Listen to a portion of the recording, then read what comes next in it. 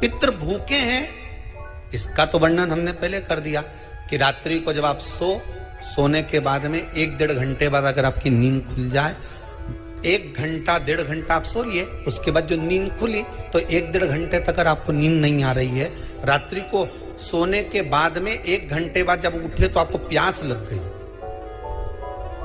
भूख लगने लगी, प्यास लगने लगी कि मेरे को पानी पीना पड़ेगा, घबराहट हो रही, पानी पीना पड़ेगा। 1-1.5 घंटे सोने के बाद अचानक नींद खुले और आपको प्यास लगे, समझ लेना आपके पितृ भूखे हैं और प्यासे हैं।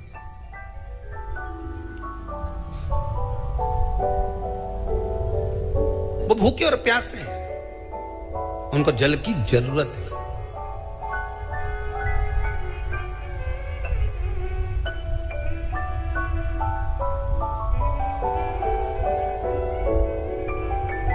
किसी भी नदी में, सरोवर में, कुंड में, बावड़ी में, तालाब में, आप तीर्थ में जाकर जब स्नान करते हैं तो स्नान करने के बाद एक काम का नियम बना लो कि अपने हाथ की अंजलि में जल लेकर अपने पूर्वजों को देना है, प्यासे रहते हैं।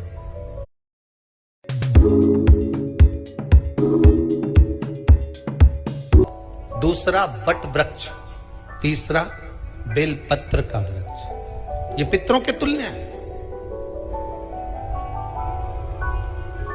अगर आपको रात्रि में नींद नहीं आ रही है, ऐसा लगता है कि रात्रि को 1 घंटा 1.5 घंटा सोने के बाद कुछ गलत विचार आने लगते हैं, नींद सुबह 3 बजे तक 4 बजे तक नहीं आती, 4 बजे के बाद फिर नींद आती है, तो एक प्रैक्टिकल जरूर कर देखना। एक प्रैक्टिकल करने में क्या जाता है, प्रयास करने में क्या कुछ जाता है क्या?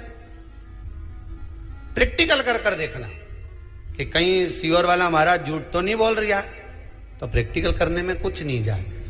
1 लोटा पानी लो, उसमें थोड़ा सा कच्चा दूध डाल लीजिए, श्राद्ध पक्ष चल रहा है, बेलपत्री का पेड़ या पीपल का पेड़ या बट का पेड़, इन पेड़ के नीचे ले जाकर उस दूध को दोपहर में सुबह 10 बजे से लेकर 12 बजे के बीच में ले जाकर चढ़ा दीजिए। रात्रि को फिर ना आपको प्यास लगेगी, ना भूख लगेगी, नींद एक बार लगी तो सुबह ही खुलेगी। प्रैक्टिकल करने में क्या जाता है? पानी डालने में तुम्हारा कुछ जाएगा?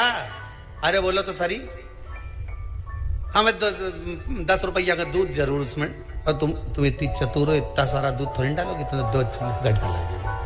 कहाँ तुम इतना डालने वाली हो? 3 वृक्ष पितरों के तुल्य हैं।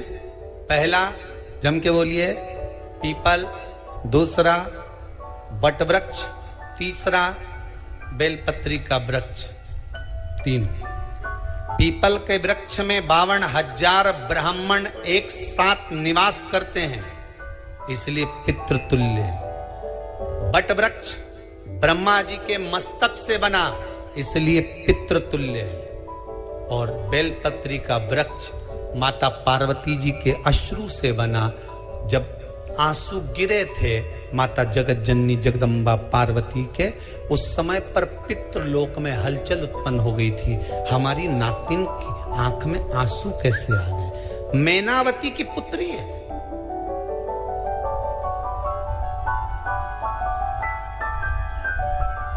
पितरों की नातिन, इसकी अश्रु कैसे गिर गए?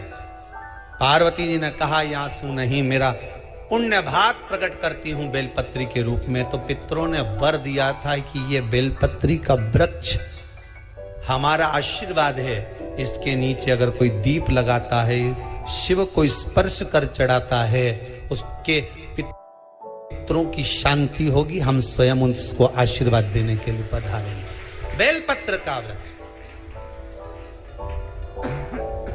पितृतुल्य।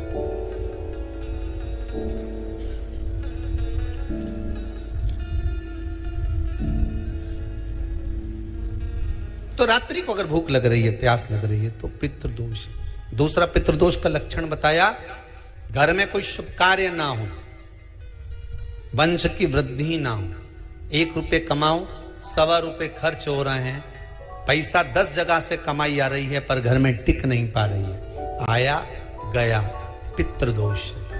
जरा सी कटोरी पड़ी है उसके पीछे विवाद चालू हो जाए, पानी ढुल गया उसके पीछे विवाद हो जाए, या छोटी छोटी बात में घर में क्लेश मचा हुआ है, पितृदोष है, समझ लो हमारे पूर्वज हमसे खुश नहीं, प्रसन्न नहीं। कोई कहता है गुरुजी श्राद्ध बड़े बेटे को करना चाहिए कि छोटे को करना चाहिए? शिव महापुराण की कथा कहती है अगर जायदाद का पूरा हिस्सा बड़े ने लिया हो और तुमने अपनी माता का दूध ना पिया हो तो एक ही को कर लेने दो। अगर माता का दूध पिया है और अगर एक अंगूठी भी ली है, जरा सा एक कपड़ा भी अगर सास का लिया है, तो श्राद्ध तो तुझे करना ही पड़ेगा, करना ही पड़ेगा। तूने मेरा दूध पिया है तो बिल्कुल जम के तो बोलो। अगर तुमने उनका कुछ खाया है तो अब एक काम और हो सकता है, गुरुजी वो श्राद्ध अगर हम नहीं करें और बड़े भैया करें और हम उन्हीं के यहाँ चले जाएं तो चले जा, मना कौन कर रहा है? पूड़ी का तेल तू ले जा,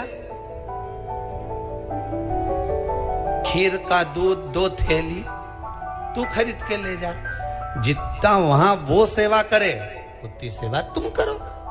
गलत है क्या? जायदाद का भी तो हिस्सा किया था। सुई की नोक के बराबर नहीं दूंगा ने, ईंट इधर खसकी है तो हमारी इधर खसका दीजिए। हमारी बसियत में इतना लिखा है तो फिर बसियत में ये भी लिख के जाना चाहिए था। मैं तो क्यों सबके, तुम डरो मत ही रहे एक भी। जब छोरा छोरी के जब सब सामान प्रॉपर्टी दो ना, जमीन दो ना, जायदाद दो ना, सारा सामान छोरा छोरी के दो तो उनके लिख के भी जाओ कि हमारी श्राद्ध कर दे अच्छे से, नहीं तो भूतड़ी बन के सताऊंगी।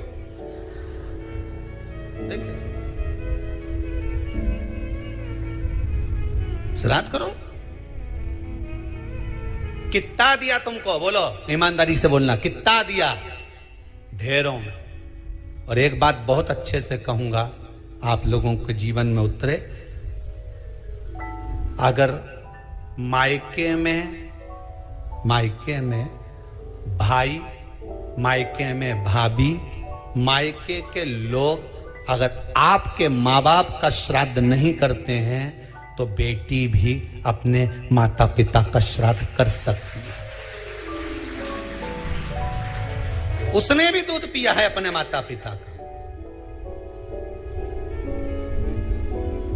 पर वो श्राद्ध का भोजन कौन कराएगा? बेटी का पुत्र हो, बेटी की पुत्री हो, वो कराए। और नाम वो नाना नानी का ले ले, करे। अगर वो नहीं कर रहे हैं, वो नहीं संभालते, वो नहीं जानते, तो आप करो, तो करे।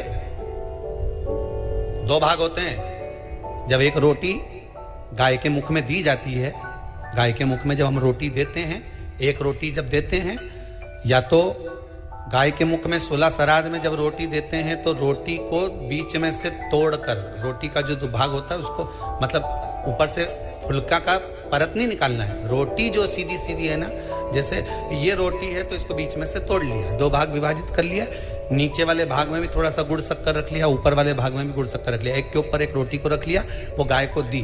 तो अपन श्राद्ध पक्ष में 2 पूड़ी का प्रमाण है कि गाय को 2 रोटी दी जाती है, कुत्ता को 2 रोटी दी जाती है। 2 पूड़ी रख के देते भी नहीं देते? आप लोग तो देते होगे, 2 पूड़ी के ऊपर पूड़ी रखकर, थोड़ा सा मीठा रखकर, नमकीन रखकर, कुत्ते को भी देते, 2 पूड़ी तोड़कर कागा को भी देते। 2 पूड़ी का प्रमाण कहां से आया? 2 भाग रोटी के टुकड़े का प्रमाण कहां से आया? श्राद्ध पक्ष में ही ऐसा क्यों किया जाता है? बाकी के समय पर तो कोई ऐसा 2 पूड़ी का प्रमाण ही नहीं, पर श्राद्ध पक्ष में ये क्यों कहा जाता है कि पूड़ी के ऊपर पूड़ी रख दे, उसमें मीठा रख दे, खीर शक्कर रख दे, गाय को दिया, कुत्ते को दिया, कागा को दिया, ऐसे क्यों कहा जाता है? उसका कारण क्या होता है? उसका केवल एक कारण है, जो नारी ने भोजन का निर्माण करा है, जो घर की बहू भोजन बनाई है, जो घर की बेटी ने भोजन बनाया है, घर की माता ने भोजन बनाया है। महाराज, पिता पुरुष एक कुल को तारता है, बेटी 2 कुल को तारती है। जब श्राद्ध पक्ष में 2 भाग रोटी के कर कर गाय को देती है तो 1 भाग तो उसके ससुराल वालों को मिलता है, मायके को भी मिले ससुराल को भी। जब गया जी का पिंड होता है तो नाना नानी सबका स्मरण कराया जाता, 2 भाग।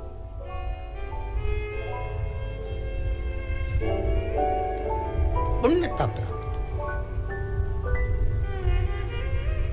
अब लोगों को मालूम तो है नहीं कि 2 पूड़ी क्यों रखते हैं, उसका कारण वर्णित है शास्त्रों। दोनों पक्ष तारने के लिए, दोनों पक्ष का स्मरण कराने के लिए। महाराज बिंदु प्रेत योनि में पड़ा, चंचुला देवी उनके मोक्ष का प्रयोजन कर रही है, प्रयास कर। क्या करा जाए कि इनको मोक्ष मिल जाए? कहा शिव महापुराण की कथा। पार्वती मैया की सहेली बन गई और पार्वती मैया ने शिव महापुराण में प्रेत योनि से मुक्त होने के लिए कहा, तुम रुका जी के यहाँ जाओ, देवऋषि नारद के पास जाओ। नारद जी ने तुमरुका जी के पास भेज दिया। क्यों? नारद जी जानते हैं मैं कथा नहीं कर सकता, मैं कथा सुन सकता हूं पर कह नहीं सकता। कहने के लिए मुझे बैठना पड़ेगा, सुनने के लिए हो सकता है कि मैं चले जाऊं, वापिस आकर बैठ जाऊं।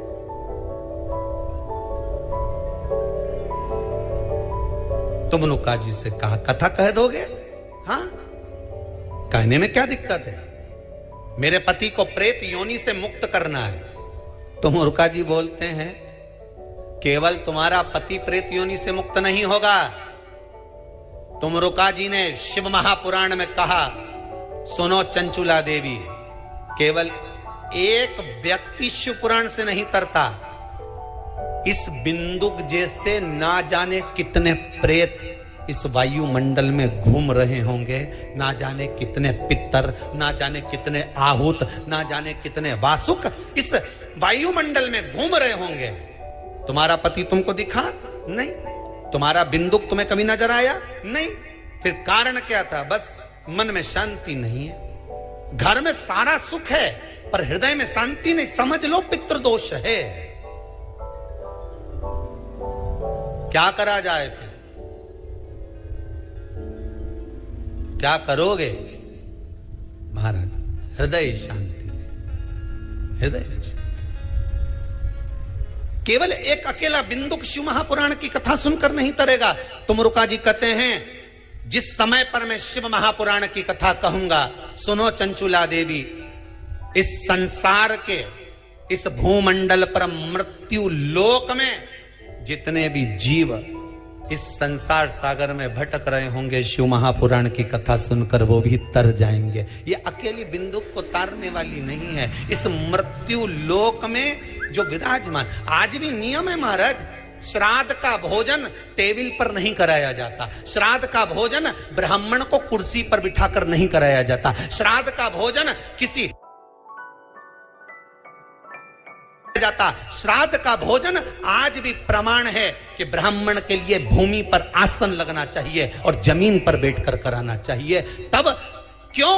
क्योंकि इस भूमि पर बैठकर जब भोजन कराएंगे, इसी भूमि से ना जाने कितने पितर गए, कितने तर्पण हुए, कितनी तिलांजलि हुई, इसी भूमि से, इस रज से, इस कण से ना जाने कितने जीव चल गए। अब लकड़ी पर या टेबल पर या कुर्सी पर बैठकर ब्राह्मण को भोजन कराने का प्रमाण नहीं है।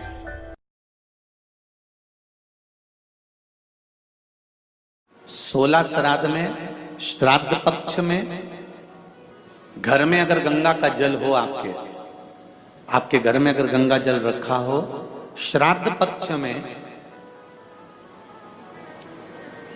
तुलसी के क्यारे के पास में एक छोटी सी कटोरी रखकर घर का कोई भी व्यक्ति, चाहे महिला हो, पुरुष हो, पुत्रवधू हो, बच्चे हों, कोई भी हथेली में गंगा जल लेकर अपने पूर्वजों का स्मरण कर और वो गंगा जल काशी विश्वनाथ के नाम से अपने पूर्वजों का नाम लेकर वो कटोरी में अगर 5 बार या 7 बार छोड़ देता है तो उसके पूर्वजों को पिंडदान